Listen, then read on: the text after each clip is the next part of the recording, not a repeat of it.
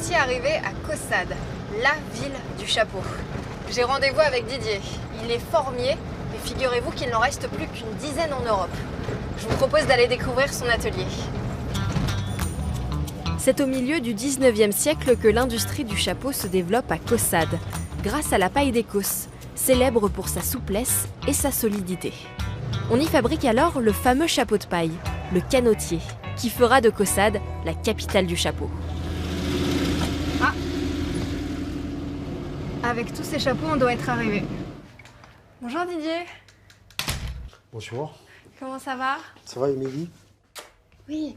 T'as une boutique magnifique, mais alors, j'avais pas compris, je croyais que t'étais juste formier, mais tu vends aussi des chapeaux? Je suis avant tout formier, ça c'est d'abord mon métier, c'est mon cœur de métier. Je vais te montrer mon atelier là-bas et tu comprendras. Et mon atelier est ici. Donc voilà. Donc là, ton travail, c'est de sculpter ces blocs de bois pour en faire des moules qui serviront à faire des chapeaux. C'est ça. Ça par exemple, c'est un petit bibi qui a popularisé la princesse Kate. Donc voilà, par exemple, tu vois ça. Ah, je suis contente de le On porter. peut le mettre aussi comme ceci. On peut le positionner dans les deux sens. Au départ, je reçois des grandes planches de bois. Je rabote celle-ci. C'est quoi, c'est du tilleul? Absolument, ouais, parce que c'est un bois qui résiste à l'humidité, à la chaleur et qui se sculpte bien. Je vais chantourner après un volume comme ça. Tu vois, j'ai assez de bois pour l'épaisseur. J'ai assez de bois pour l'ovalité. Là, tu vois, par exemple, sur cette planche qui est collée en deux parties, j'ai le volume de bois suffisant pour faire deux bords, comme ce modèle-ci. Et après, dessus, je vais pouvoir mettre un autre bloc de bois pour faire la calotte qui va pouvoir s'enlever ou se remettre. Et donc là, on commence à distinguer la forme à chapeau. Donc, je commence par creuser pour faire ce qu'on appelle l'entrée de tête. D'accord. Et comment est-ce que tu les sculptes, ces moules? Eh bien, je vais te montrer ça. Mais attends, mais là, en fait, tu enlèves millimètre par millimètre. Oui, oui, mais ça peut aller vite, hein. Ah oui, mais il faut quand même de la patience. Bah ouais, mais c'est comme tout, hein. Tu veux essayer? Faut pas aller plus loin que le trait, là. Bah, ok. Voilà. Il faut que tu trouves le point de coupe. Vas-y. Et là, je l'ai trouvé ou pas, le point de coupe? Non, pas trop. Il faut un petit peu de temps, hein. C'est pas... Tu me commandes pas un chapeau pour dans une semaine, hein? Non, mais là, à ce rythme-là, il y a des chances que dans une semaine, on soit encore là. Mais bon, je t'en prie, je te regarde.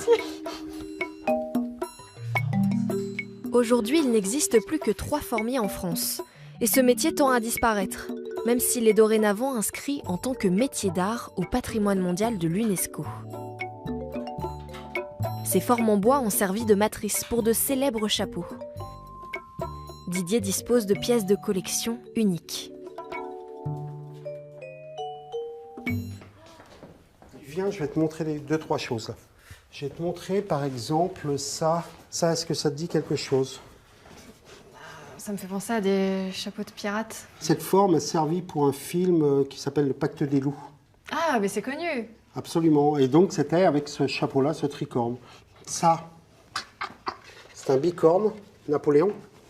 Bicorne Napoléon. Donc, généralement, on représente Napoléon avec le bicorne comme ça. D'accord? Parallèle aux épaules. Parce qu'il était en mode parade. Et donc, celui-ci, il est particulier, c'est un bataille. Ça veut dire que l'entrée de tête est ovale et dans l'autre sens.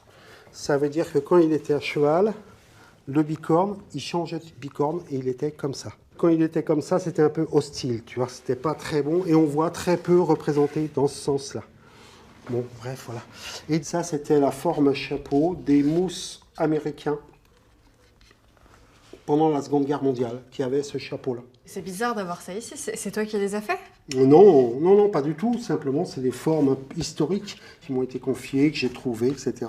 Et qui, moi, me servent un peu comme une vraie bibliothèque pour réaliser des chapeaux, enfin, des formes à chapeau maintenant. Hop. Alors, regarde Didier. Je voulais te montrer le chapeau que je suis en train de faire avec ton moule. Que tu m'as Ouais, je me rappelle fort bien, oui.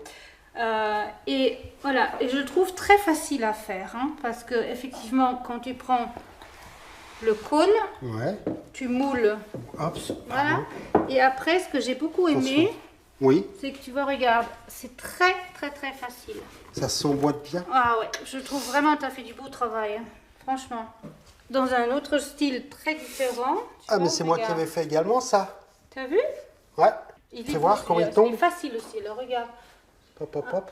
En fait, Est-ce que c'est un regarde. chapeau qu'on voit super. tu vois, Magnifique. Ouais, très bien. Parce et que qu'on il- voit un il est plat très et léger pas et pareil. facile. Et puis voilà. Didier crée des formes à chapeau pour des modistes comme Nina. C'est elle qui imagine et finalise ses œuvres d'art.